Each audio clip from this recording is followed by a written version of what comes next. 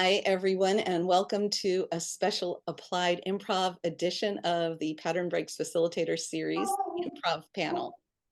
Thank you for joining us. I'm Michelle James from the Center for Creative Emergence, and our guests are both seasoned improvisers and experienced applied improvisation facilitators. Kat Koppett from Koppet, Gary Ware from Breakthrough Play, and William Hall from the Agility Group. And there will be links in this video so you can find them. We decided today that we were all going to bring a question related to applied improv to ask each other, and then we'll also share our own answers, and then just sort of see where the conversation takes us. So I would like to invite whoever has their question to go ahead and ask one. And just FYI, none of us know what anyone else's questions are brought, what questions they brought. So we're all just doing this on the fly here. Okay, I'll ask my question because maybe it's a good one to start with. My question is for someone who may not be as familiar with applied improvisation, but as a seasoned facilitator, how is applied improvisation different or useful in some special way compared to just any other set of tools or experiential learning frameworks, activities? Is there something unique about what we're talking about when we talk about applied improv, or is it just that another source of tools, activities, and games? What do you all think?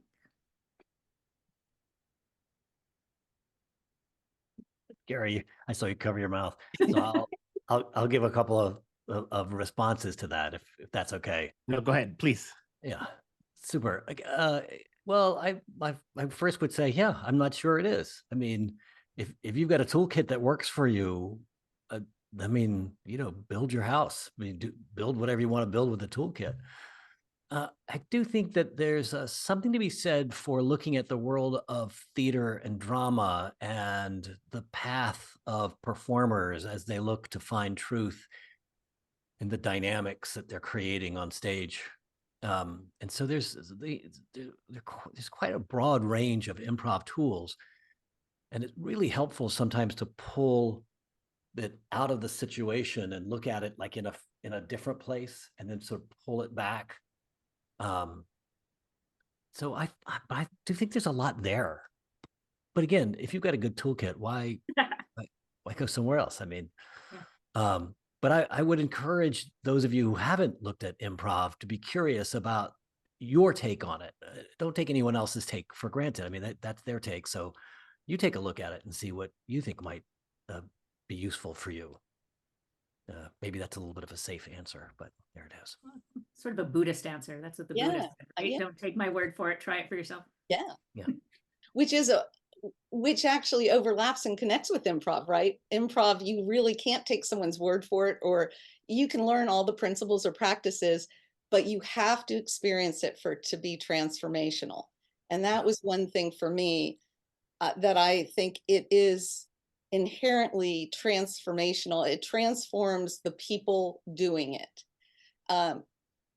Yes, and what William said, because definitely there are other great tools and see what works for you. But for what I love about improv is, that you can control the constraints, how much you put on it or not on it, how much space there is within it. But there's always a discovery. There's always something creative. There's always something new that will emerge. And so even for people that might think, I'm not the creative one, or that if they're doing improv and they're playing by the improv principles or the improv rules, something new will emerge. Not every idea is going to be applicable to what you're trying to solve. And I think the other thing I would say about it is the energy. It shifts energy when you're doing it, and it can't almost not. The way it's designed is it shifts energy, and I feel like it uplifts the energy. Even the more serious ones, there's an energetic shift. So when we shift energy, people's minds become more adaptive, more responsive. So those are two of many, many reasons why improv's awesome. Yeah. I was gonna to add to all of that. I totally agree with all points.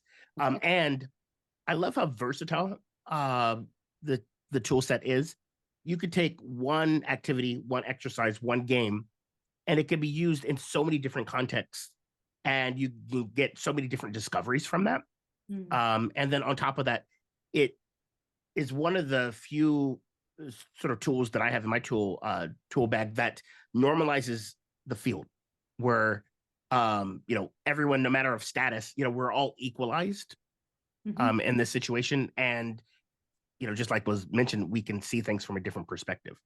Yeah. I love all these thoughts. I guess as I was thinking about the question, one of the things that came up for me is, I think often practitioners do use it just as a set of tools or games, frame games, activities, whatever, standalone.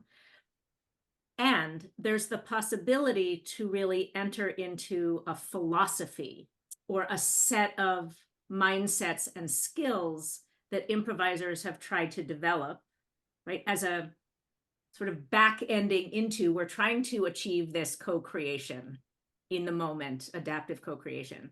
And what are the skills and muscles and tools and mindsets that we need in order to be able to do that? So there's a coherence to the body of work that isn't just the games and activities, although you can just pull those as frame games or icebreakers. There's actually, mindsets and skills and muscles that we're trying to build as a community that then are applicable or transferable elsewhere.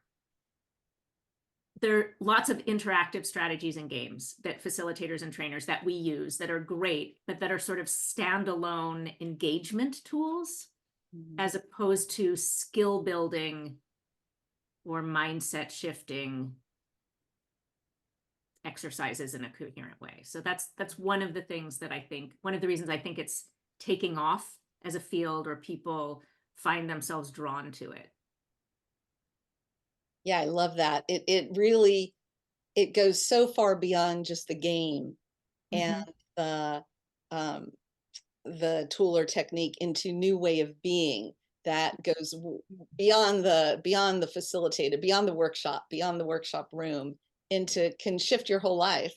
And I think many of us who have done this for years believe it can be a more life-giving generative force in the world.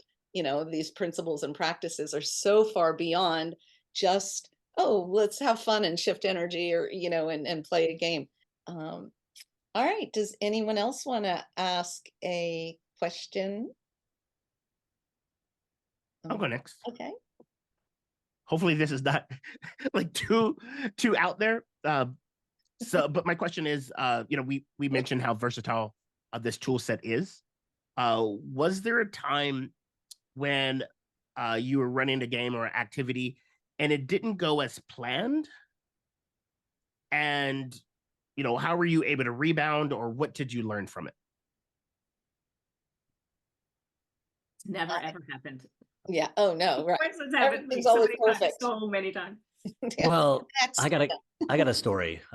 Gary. And thanks for that question. That's such a beautiful question, because there's so much fear about bringing in something like theater games into a business workshop where you're getting, these stakes are very high, and sometimes you're getting lots of money to run these things. And when the stakeholders go, you're bringing in theater games, but we have business to run. So I'm in Germany running a workshop, and it's a big workshop, and I have a small group of business people there, and I put them in an improv activity that just does not go well. And they're all standing there looking at me like, what is this supposed to do, William? And I'm fortunate enough, Kat many years ago introduced me to Sivasalam Tyagi, who taught me so much about how to bring both of these worlds together.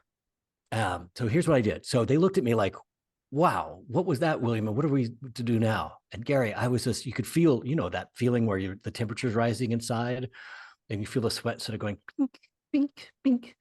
And your bowels feel, well, anyway. So I'm standing there and I look at him and I go, great, I need you to break into groups over here. I need a group over here and a group over here, self-select into groups of 5.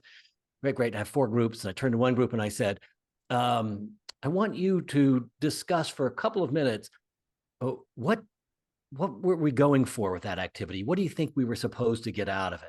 The second group, I said, what did we get out of that activity because it didn't go well? What's the learning from that? And the next group, I said something like, now that we've done that activity, what do you think comes next? And to the last group, I said, where does this fit in our process and how does it mirror the process of your work progress? And I stepped back and it's a very specific thing I do. I sort of just sit back and just sort of like as if I'm not paying attention. And then I slowly walk over to where I have my glass of water and pick up my glass of water, and I'm trying to keep it calm and take a sip, take some deep breaths. And then I got back and I asked them to report out. They don't report out to me, they're reporting to each other. So it's not about, that appeasing the coach thing. But one of my philosophies is you give smart people a good question and just get out of their way. And I was able to save that situation because I didn't pretend it didn't happen. I didn't muscle through anything. I said, let's relax, take a breath and see what's here in this moment. And since that moment, I've sort of known that I could handle whatever happens in a room. May or may not be true, but it's my feeling. Kat, you can probably relate to that, right? All that Tiagi stuff. He's brilliant, and one of the things that he's a genius improviser, right? And if you haven't discovered him, thiagi.com. He's one of sort of the godfather of experiential learning, games for learning, and he started as a street magician, like William. He's got all sorts of performance skills that he brings in as a facilitator. One of the things, just to build on that, that I learned from him very early on is something about like there's not a right answer to the activity, that really, if we're being authentic and aligned with our values, the experience, if we're doing an experience for folks, then whatever their experience is the right experience. And so it can't go wrong, because whatever happens is what happens, just like in an improv scene.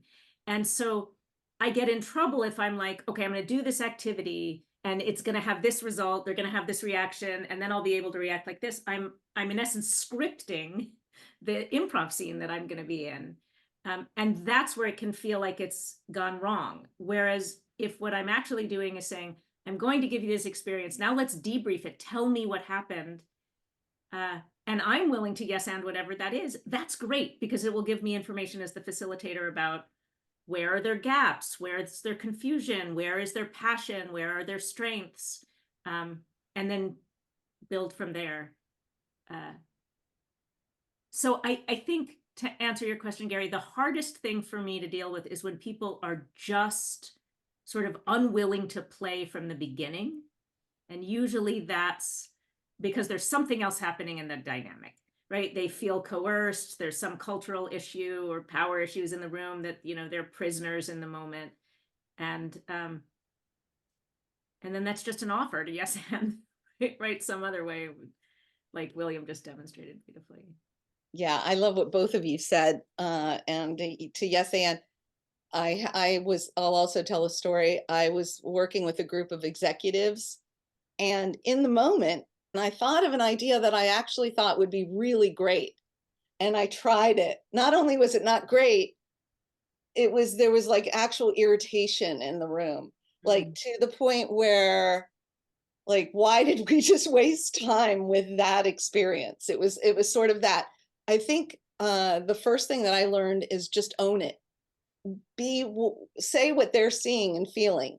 Like, okay, so I actually just tried something new here, and it clearly didn't work out as, I might have hoped. And so I said, and, I'm trying it new.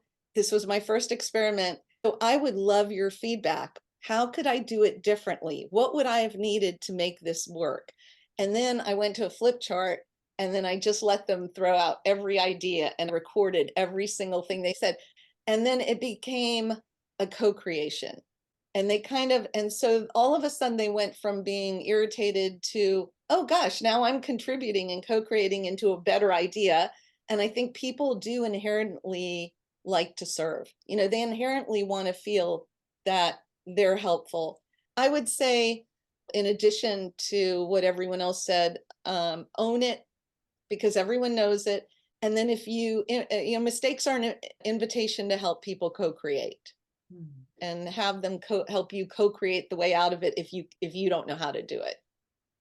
Love that. And to bring up the caboose, similar, was working with a sales team, a number of executives, and I ran this activity that I had ran probably dozens of times before.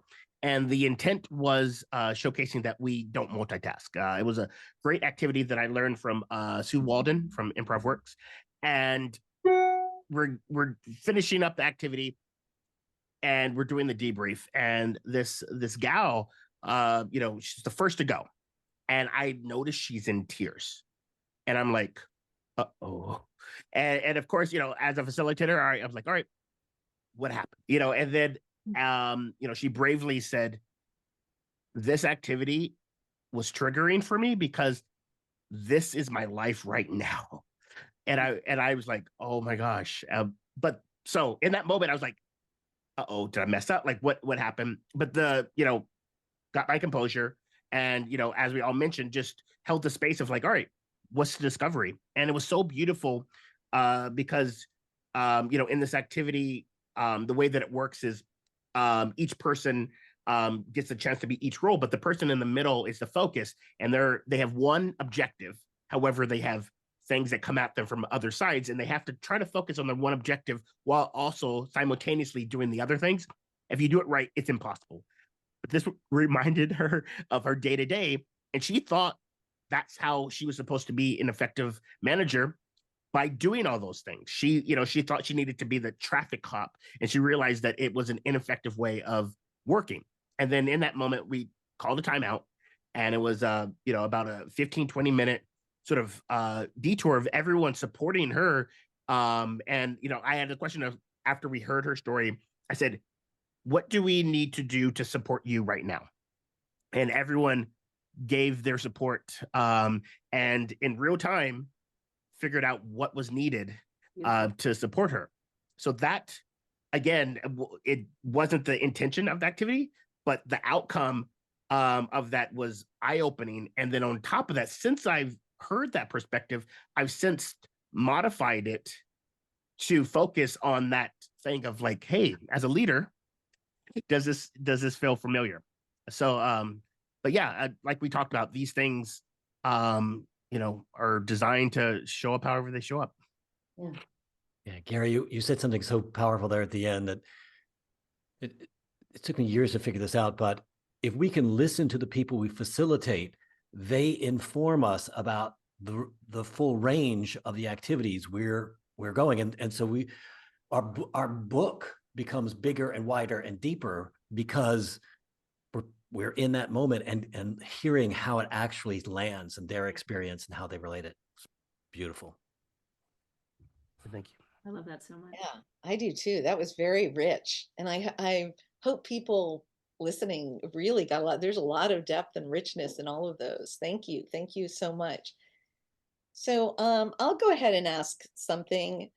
How can people use improv beyond, you know, to create a more generative and life-giving world, even beyond just the workshop room? It can include the workshop room. But what are some ideas you think about? Because I know this is a group that philosophizes a bit about improv. What are some ways you see improv having a generative impact in the world? So there's a small question, right, Michelle? Yeah, exactly. exactly. Just a How do we tiny save the question. world with improv? I'm champing at the bit to get at it because I think it's so important. So building a little bit on what William and Gary were just saying about sort of listening to our clients and learning. I was an actor, I was an improviser. My students started to bring me into their organizations. They said this would be applicable in the real world. back in the day before anyone was doing it. And I did it, but I was still sort of skeptical. So I went and got a master's in organizational psychology. And then I came out with all this like language about organizational development and human, right? And I had this conversation with a client once where it was pretty new in the field. I moved out to California. I was sort of starting, and I was pitching to them with all of this academic language. And they said, okay, that all sounds great, but what about the fact that we're just all improvising all the time? That's what we do as human beings. And I was like, right, that. And sort of, it was like, yeah, no, it's so obvious. It's not a metaphor. Right. What we are doing is not a metaphor. It is, in fact, the activity. A lot of us learned this during COVID. We have no idea what's going to happen the next moment of our lives. We have no idea. We don't wake up and have a script next to the table for the day. So these skills are not our life skills, right? We have to listen better. We have to pay more attention. We can learn to accept and build with what exists, even if we don't like it. All of the principles, all of the muscles that we're exercising are applicable at work, like they are on stage, like they are at the dinner table, right? Or on a date. And so when you say, how do we make a more generative world? It feels to me like any problem we're trying to solve, any relationship we're trying to build, any conversation we're in, right? Any circumstance we have to adapt to or be resilient in, can benefit from us practicing these principles and philosophies that have been discovered by people doing this activity of trying to co-create scenes.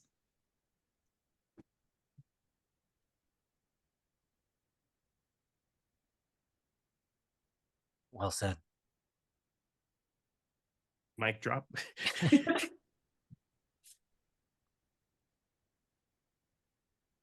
I like the idea, along with that, there's a very practical core element of improv, which is being present in the moment. Not sort of holding some facade up and thinking like, what am I going to say next, which sometimes happens in life. But it's like being right here. And I think practicing being present is pretty valuable we sort of poo-poo it. It seems like, well, of course, but how do you really be present with someone? I think there's a lot of power in that. How do we be present with ourselves and with someone else? And I'll add that one of the drivers of my philosophy around this and what's changed my life, and I think it's real power of improv, is best summed up in the words of one of my mentors, which is the people who say yes are rewarded by the adventures they have, and people who say no are rewarded by the safety that they attain. And there's something beautiful in that. There's just something beautiful, like a win-win. And then the sort of implicit follow-on to that is, when are you saying yes for adventure, and when do you say no for safety? And when you sort of see it that way, you can begin to open up yourself to, I think, more adventures, and to say more yeses in life, and be deliberate about your yeses and nos. So I love that. Love that. Since we talked about the philosophy of improv and applying it to real world scenarios, one of the improv pillars that comes to mind for me is the concept of we is greater than me. And I remember working with a group, and we were doing a few activities, and they kept going back to that. We is greater than me. We is greater than me. And just that mindset shift was enough for them to realize that how they were going about doing their business was not as effective as it could have been. I tend to get invited to do things like in sales groups and stuff like that, because they want an advantage, and it's that zero-sum game sort of mindset. But then they learn this improv like sort of mindset, which is it's more about the sum, is equal, or sum is greater than each of the parts and stuff like that. But for them, once they started saying we is greater than me, they started retooling everything of like, hey, how can we take this and do it so that there is, as part of we is greater than me is the 51-49 of like, hey, how can they have 51% and we take 49? And it was really remarkable to see how they looked at everything from client onboarding to sales prospecting with that mindset of we is greater than me. Hmm. My God, I love that. I love all these answers. I feel like we could just dive into this forever. Just this, these questions. So yes, and to all of those beautiful answers, I will also add in that I think we are born naturally as improvisers, and then we get socialized, educated, traumatized out of our natural improv nature. And so I think part of improv principles, practices, and doing improv, whether you're facilitating it or just doing it in life, is getting more back in touch to what it means to be human, a human being, and an improvisational human being. And so I think part of it, and then when we are back to our full humanness, we are naturally more, present, responsive, adaptive, and in touch with our drives, our goals, our visions, what's alive for us, our meaning, our purpose. I think part of getting back into improv is it almost shakes us back into ourselves. And then we have more access to our true drives. And the other thing is, I think it helps, if you see kids when they're improvising, they're natural yes-anders. Someone will say, I'm doing this, and they jump on and they build and add. And when we're doing more improvising or facilitating it, whether it's a team in an organization or it's out in the world, when people learn these principles and practices, you don't necessarily need to love all the people you're improvising with or feel great about them. If you're just agreeing that, for the next X amount of time, I'm going to adhere to these principles. I'm just saying yes to the principle or yes to the improv rules. And then the irony is, in doing the improv, you might not have started liking or having the same values or agreeing with the people that you're improvising with, but through doing the improv, that actually can shift. It is a bonding tool. And I think it can transcend a lot of differences and a lot of preconceptions and a lot of stories people have about themselves or other people to really co-create at deeper levels. So I think, anyone listening can tell we're all very passionate about the larger picture of improv as well as the practical applications of it. To just pull on a thread in there, Michelle, that I love is the idea that one of the practices of improv, one of the things that's helped us do is let go of things, release things, return to what already exists and get out of our own way, as opposed to acquiring new capacities and skills, right? And we get to be better partners to ourselves. We get to be more present with ourselves, listen to ourselves, hear ourselves, trust ourselves, share ourselves. Because we have so many, we can build up so many layers of protection or striving or fitting it, all of those things. So yeah, there was something nice in what you said about kind of returning to or re-embracing or releasing our values and authenticity and goals. And this idea of returning to be reconnecting with being a human being instead of a human doing. Oh yes. Yeah. Sorry, I had to drop that down. But but there, sort of business wants us to maximizes and rewards accomplishments, doing things.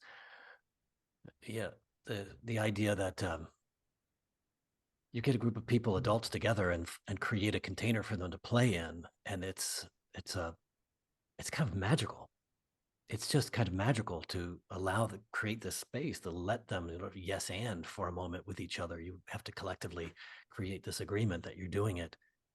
We can think of adults and kids in different ways. Kids we can think of as immature adults, but we can also think of adults as atrophied children, because there are kids inside. Let's let those kids play. Let's not lose. That's part of who we are. And that's part of what gives us a spark and that energy, which is what you were saying. So, yeah. Yeah, I love that description of it. It's almost at one level also, engaging in improv gives people permission in a way. It gives everyone in the room permission. And so there are things that you can do when you're in an improv space, that you might not otherwise do because people might think you're weird or you might hold back. One of the things that very much touched me that I'll never forget was, and I think it's where I met William and Kat originally. It was the 2005 or 6 Applied Improv Conference. And at the end of the conference, I remember there was a large group debrief and people were debriefing in a room. And I had been to many debriefs of all kinds of organizational professionals and people and seen very many debriefs. But I was just struck by how the debriefs themselves were so generative and so yes-anding, because people were it was Applied Improv Conference, so everybody there had a lot of improv experience, and they just kept yes-anding itself and building on each other. And I thought, oh my gosh, like even the debriefs are so juicy from the yes and the principles, make others look good, the other principles. So yeah. There's nothing so good as teaching or working with other improvisers in that way. Very supportive. It's Yeah. really how you said it. When we're at our best. When we're, yes. Of course, Sometimes yes. my husband and I, who are both improvisers and run an improv theater, are terrible at this. Yes. Oh, right. Practice. Yes. It doesn't mean, Yes. it doesn't excuse us from any shadowy side or anything weird. Yeah. There is something about when you're on a project collaborating with people that value improv. There's like a little safety and feeling in there. But yeah, it doesn't mean everything's perfect. All right, any more questions? Yeah, I've got my question. And I think we're perfectly set up for it by the sequence just before. So how do you guys handle this one? You're in a workshop and you're doing it. One of the core principles of improvisation can be summarized in a phrase that we've been using a lot: yes and. And there's a moment in sometimes these workshops, particularly business focused workshops, where people will cross their arms and they'll say, hey, wait a minute, William, Dave, Betty, whatever, look, you say this yes and world, but my decisions have real life consequences. You're an improviser making up goofy stuff on stage. You're right. What this is ridiculous. My decisions can get me fired. I can't yes and everything. Yes, you're right. You can't. Yes, Kat. And if we very often will use the Keith Johnstone quote, adventures, things, acceptance, blocking, you're always saying yes to something, right? Are you saying yes to safety? Like, what are you saying yes to? And are you doing it habitually and unconsciously, or deliberately and intentionally? So what is your habit? That's usually where I go with. So what is your habit? Do you have a more exercised saying no, blocking, here's what's wrong muscle? Do you have a more exercise, yes, let's do it, I see value muscle? And there are cultures and there are people, and it's actually big in the zeitgeist these days, to learn where you have to learn how to say no. I have to learn how to set a limit. I have to learn how to push back around abuse of power, right? We are not saying yes and doesn't mean agree. It means accept and build with what exists. That's what it means, right? So in the real world, where is it that that is useful? One place is sometimes saying yes more, right? Like, here's what I like about your idea, instead of just shooting it down. I like to quote, what's his name? David, the IDEO founder, David Kelly. Yeah. Who said, he said, I was at Stanford teaching engineering students. I had the smartest students in the world, the smartest people in the world. And they thought that what being smart was shooting holes in other people's ideas. Right? That's one hat, right? If we're looking at de Bono 6 hats, but it's not the only hat. It's not the only useful hat. So we're trying to exercise this. I said a lot. I kind of sprayed a lot, but so someone take it from me. But I love this question so much. I was going to say, by saying accept, that's where most lay people, people outside the theater sort of get confused of, the yes and that, they think it means, oh, we have to actually say yes and do these things. But yes, and especially when you're, having conversations with other people, it's just the accepting what someone had said, making sure that they have been heard is enough. Maybe, it's not feasible to go with this idea, but the fact that you heard them, you have acknowledged them, and then, we can build on that and we can go in a different direction. Sometimes that's all that we need. Mm-hmm. Yeah, that's great. And to add to that too, is sometimes I'll put it in the context of convergence and divergence space, and like in creative thinking, because people will say, well, not every idea is a good idea. You can't yes and every idea. And sometimes it's true that yes, not every idea is a good idea or a workable idea or would lead. And that's where sometimes the divergent space can play in, because if you're in a divergent space during that time, you can be yes-anding regardless of you see where it goes, because often it's many times it's the 5th iteration out that is the nugget, that's the good idea or the transformative idea. It wasn't the first 3 or 5 that someone said. And so through the act of yes-anding, whether you think it's a great idea or not, you can, as a team or a group, get to new places that you otherwise might not. And then you can come back into the convergence and match it up against your goals or the criteria or the parameters and say, because then it also takes it from, sometimes it's not either or, oh yeah, what can we extract from that? And the convergence can be kind of like a yes-anding, like this idea is great, this idea is, what can we extract from this or change it or shift it? So it's also, in addition to everything everyone said, thinking of it in terms of, sometimes you can set up in a facilitation times for the divergent space and the convergence, and then how did the yes and play in those differently to help expand the creative playing field. Well, thank you, experts. That's really insightful. I love this. And I hope it's of use to the facilitators who watch. That stumped me for many, many years. Like, how do I really frame that up so it's useful and not just some kind of artistic bypass? Well, as an artist, we just have to explore. But I began to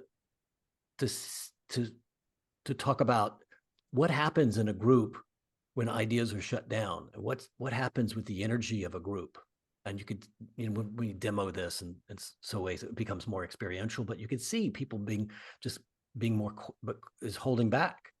And like, if I'm going to be, holes are shot in my ideas, if I say something, then I'm going to be really careful about when I say something. And that's not a high performing team. That's not a team ready to go to battle, go into, go do their stuff. But the other thing, I've been borrowing some stuff from design thinking, some ideas there about, there are times when we're looking for innovation, where we're looking for something, and we want to separate the ideation from the evaluation. And so we set a little time. You guys have talked about this just now, but you set a little time limit. And you say, we're going to do the yes and zone, see what's there, comes up.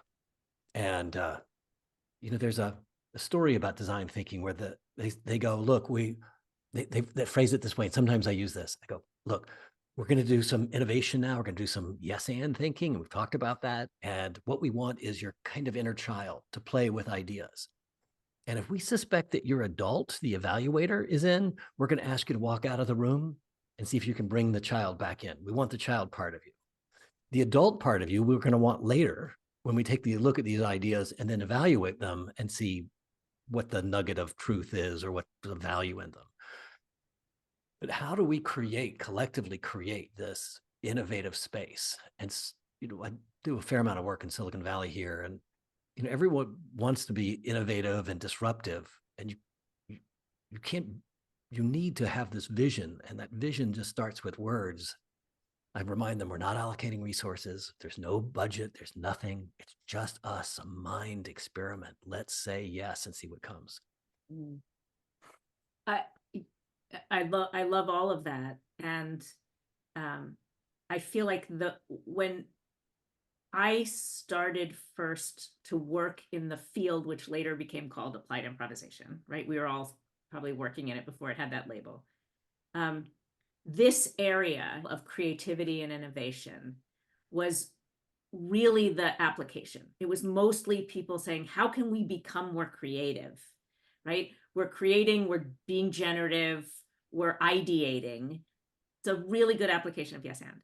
I feel like there's deeper and broader applications of this concept of yes and.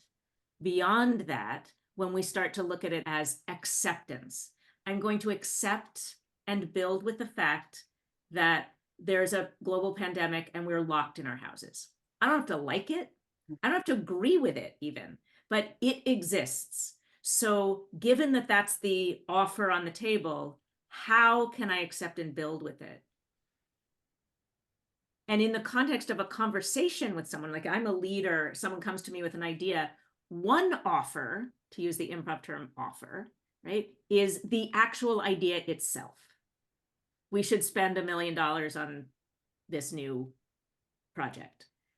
But there's other offers in there too, right? There's, I want to feel inspired and work on something important. There's, I want a promotion, so I want something that's going to have impact to work on. There's, I want just to feel respected by you.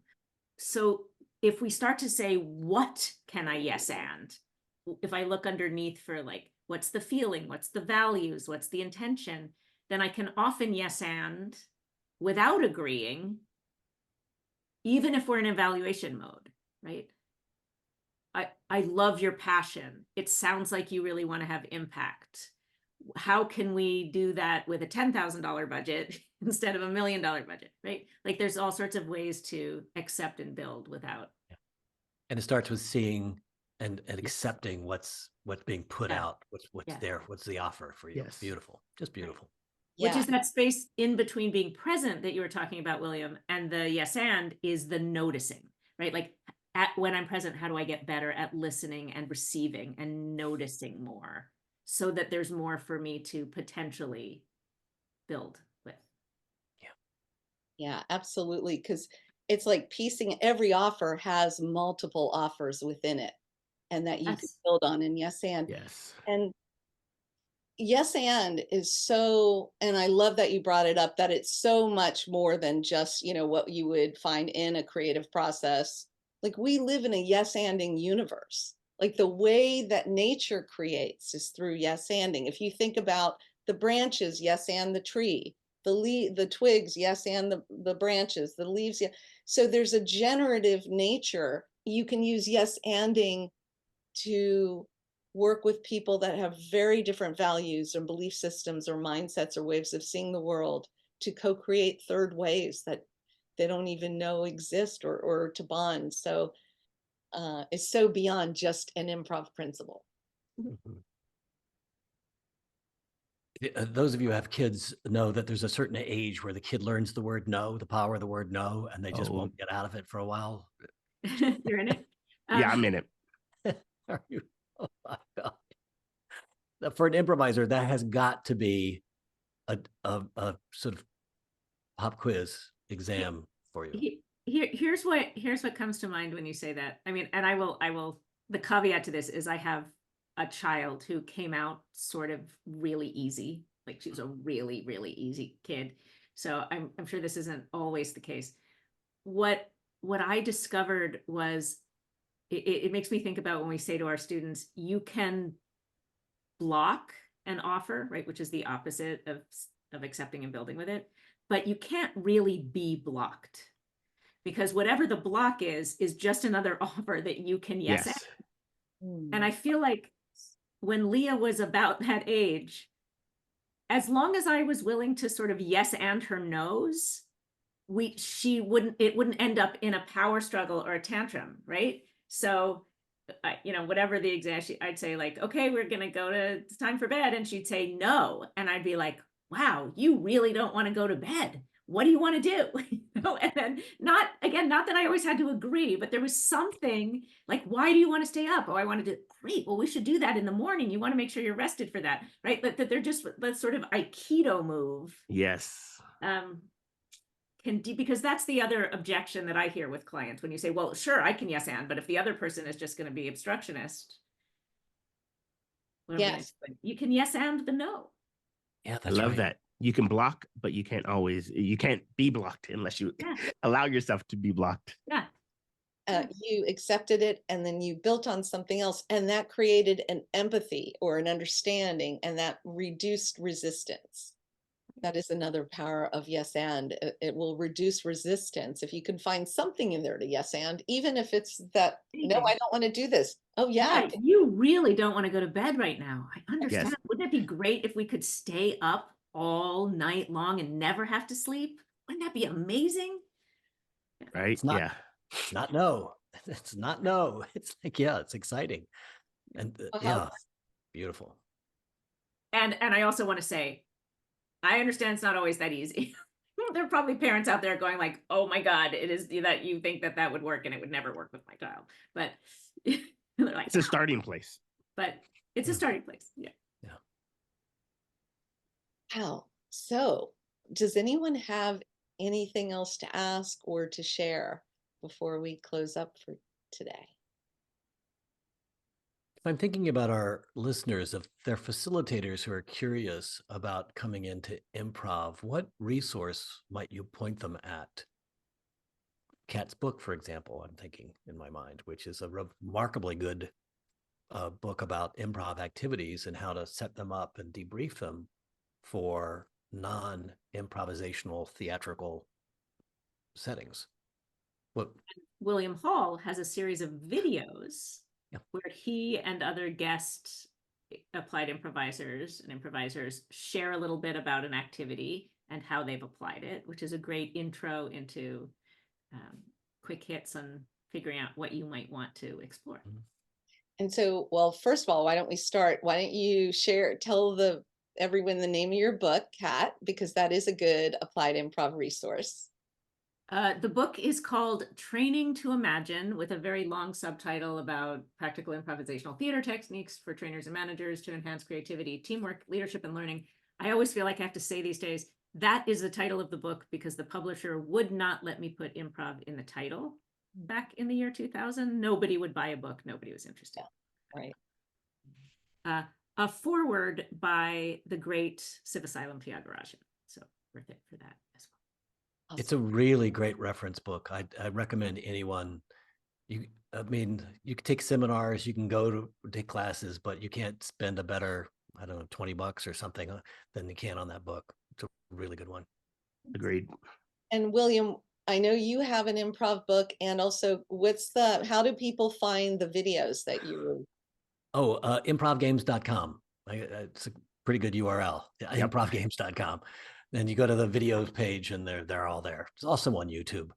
And I have a small book of improv games here, but they're really beautiful short descriptions. There are 370 games in there that are just to remind you of the different ways that we can use improv, different framings.